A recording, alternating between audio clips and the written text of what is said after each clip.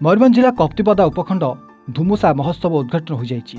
धुमुसा उद्घाटन पर एक विराट कर्णभाल बजार परिक्रमा करी महोत्सव मंच में पहुंचीला। सन्धार राज्य सरकार गृह और नगर उन्नयन मंत्री कृष्णचंद्र महापात्र, उदला विधायक भास्कर मढ़ी, बड़साही विधायक सनातन बिजुली समेत बहु विशिष्ट अतिथि मंचासीन होई धुमुसा अंचल उद्घाटन करथिले। अतिथि मानक द्वारा मंच में धुमुसा स्मरणिका उन्मोचन हेबा सहित धुमुसा बेलून उड़ान कर दैथिला। यापरे धुमुसा किपरि आगामी दिन में आहुरी आगक बढ़ी पारिब से निज वक्तव्य कही उपस्थित अतिथि। गायक अस्मिता पट्टनायक गीत को दर्शक मनभरी उपभोग करते। यह महोत्सव 8 दिन चलता बेले प्रति संध्यारे विभिन्न सांस्कृतिक कार्यक्रम आयोजित हो जमापड़ी। यह धुमुसा महोत्सव को नहीं पूरा उदला एवं धुमुसार ताल नाचुची।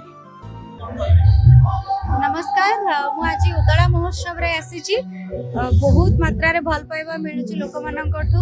बहुत संख्यार लोक अछंती आज तो दर्शक जोटी एते सुंदर थांती, एते भल परिवेश मिले गीत गाइबा पई बहुत खुशी लागे।